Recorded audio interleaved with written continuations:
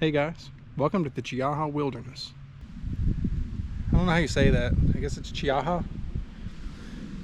It's the Cheaha Wilderness. Let's go. It's a rugged and remote escape in the heart of Alabama's Talladega National Forest. It's also home to the state's highest peaks, some stunning ridge lines, and quite a few miles of pretty challenging trails. So join me as I explore the rocky terrain, some scenic overlooks, and some hidden gems that make this wilderness a must-see for any hiker.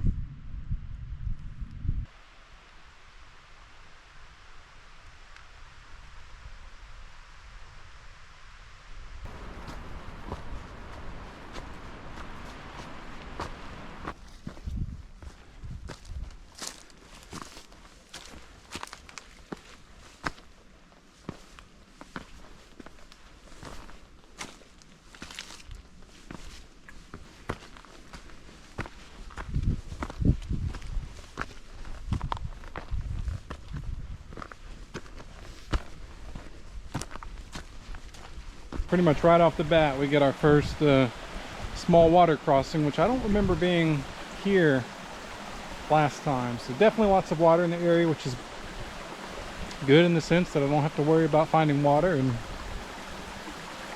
potentially challenging in the fact that there might be quite a few of these, and some of them be a little more challenging than others. Let's go.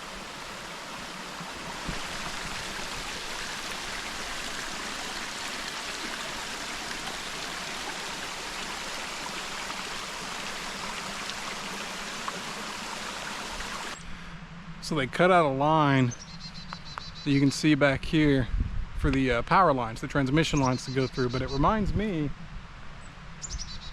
like it looks to me like the mountain just had a 6-year-old brother that found the clippers and just right, you know, right across his dome. Not that I've ever done that. My feet are already completely soaked. So it's been raining here for about 2 or 3 days and didn't stop until early this morning. So all of that water is making its way down. It's flooding out the trail in places.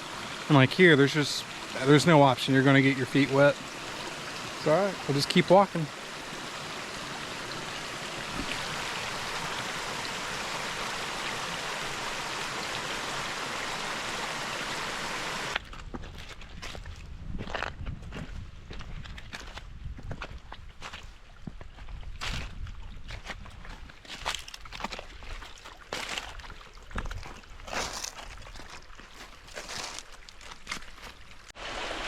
So we're still on the Cave Creek Trail, and I haven't seen any caves yet, but I sure as hell have seen a lot of creeks.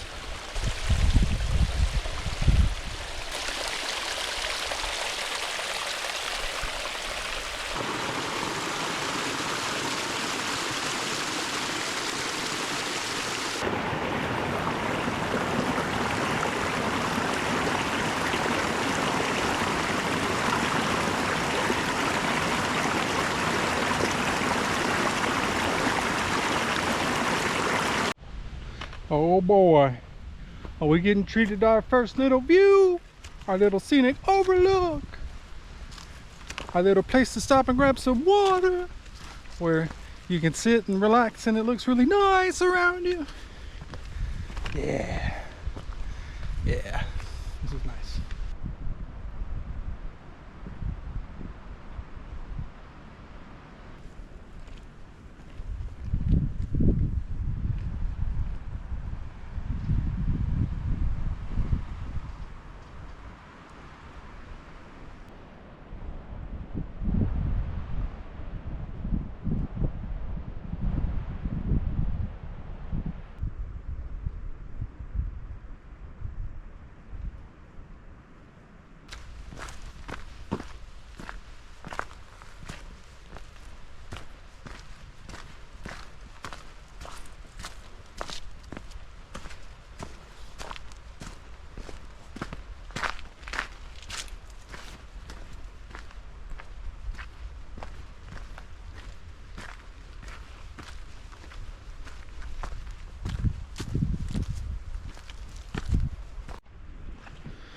know if it's just a product of losing weight or if I'm maybe need to change the torso length on my backpack, but my pack seems like it keeps sliding down my hip.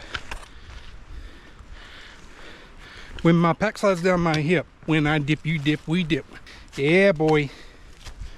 These trees ain't never heard that song before. They gonna learn today. They gonna learn today. Right, I gotta fix this pack.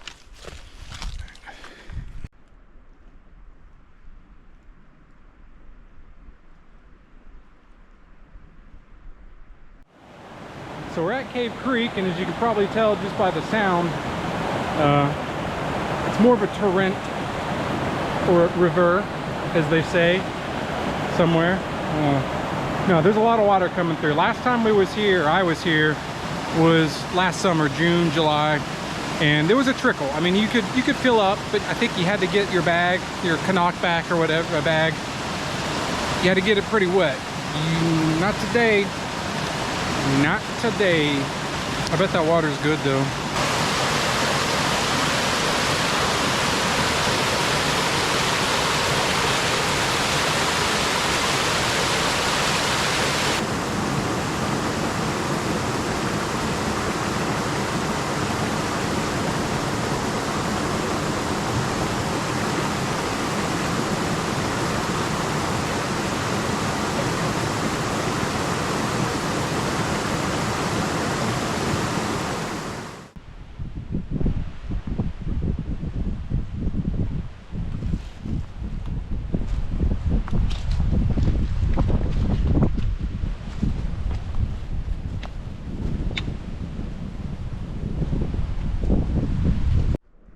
So you can tell there was a brush fire here relatively recently. I mean, on the ground you can see clearly we're walking through what they call the black, where it's already burned through.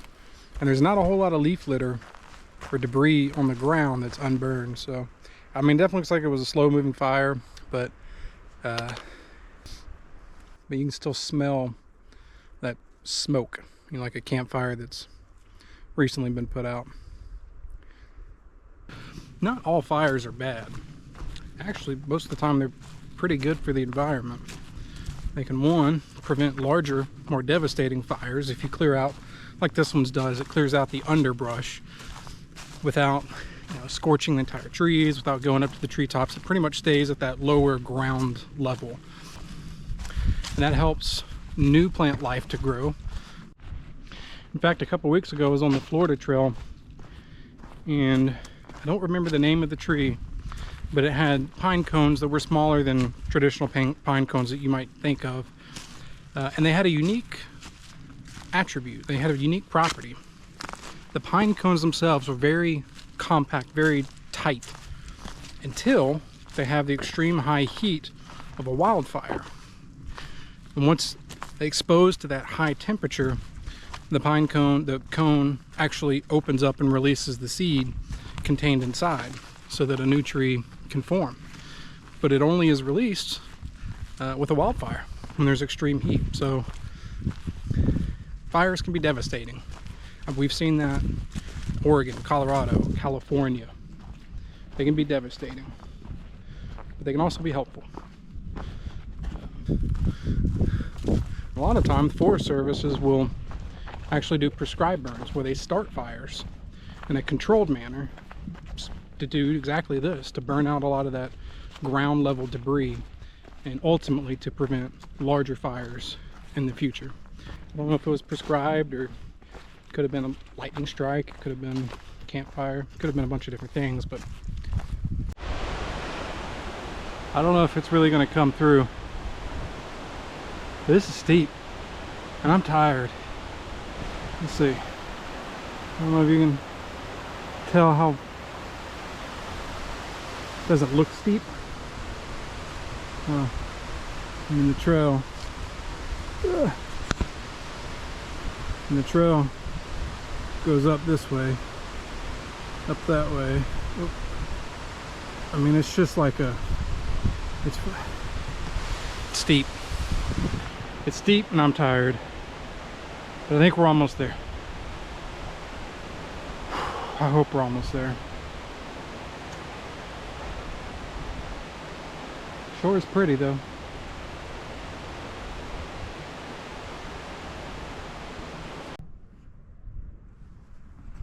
That is not a flattering look. I don't know. When you come across a view like this, how do you leave? How do you not just stay here? I guess because the next outlook might be even better, huh? Let's go find out. Man, today is just like a rock scramble. There's these rock breakdown piles all over the place. And I gotta say, I'm not a big fan of the rock scrambles. It can be difficult to see where the trail actually is. You have to watch for the blue blazes, and you have to be pretty sure-footed, because you know, a misstep and you don't have a whole lot to stop you or slow you down. But yeah, it's just a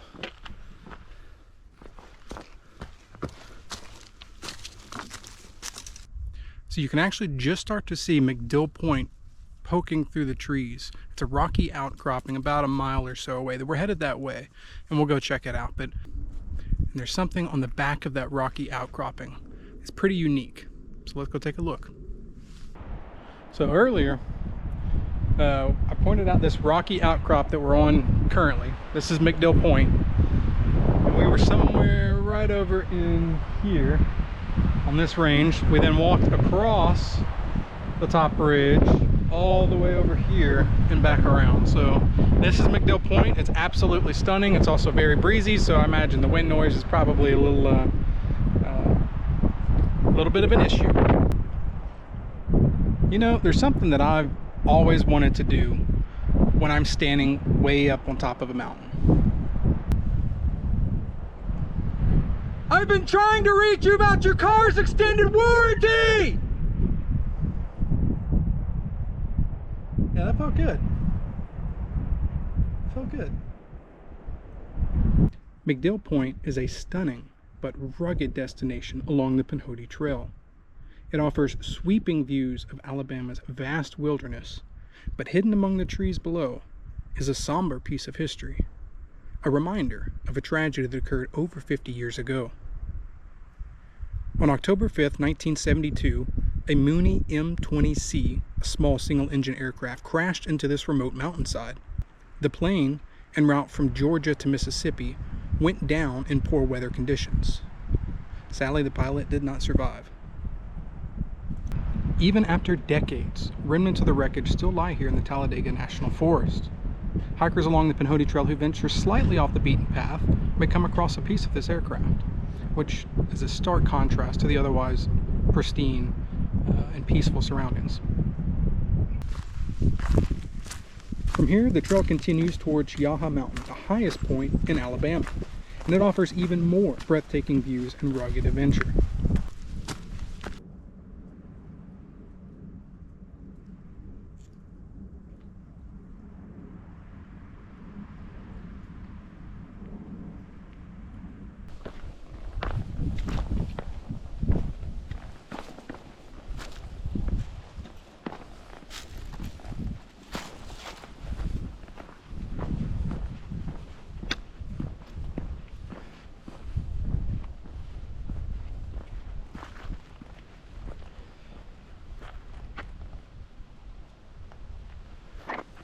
Ooh, trail magic.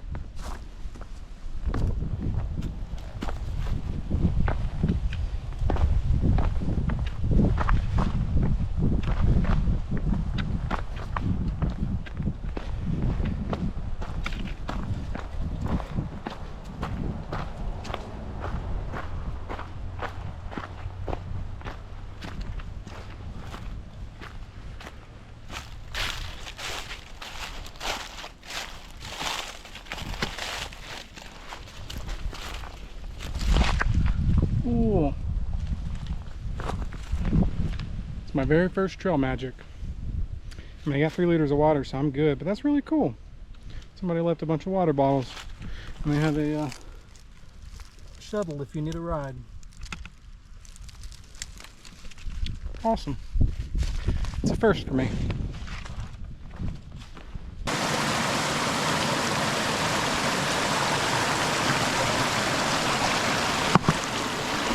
Woo!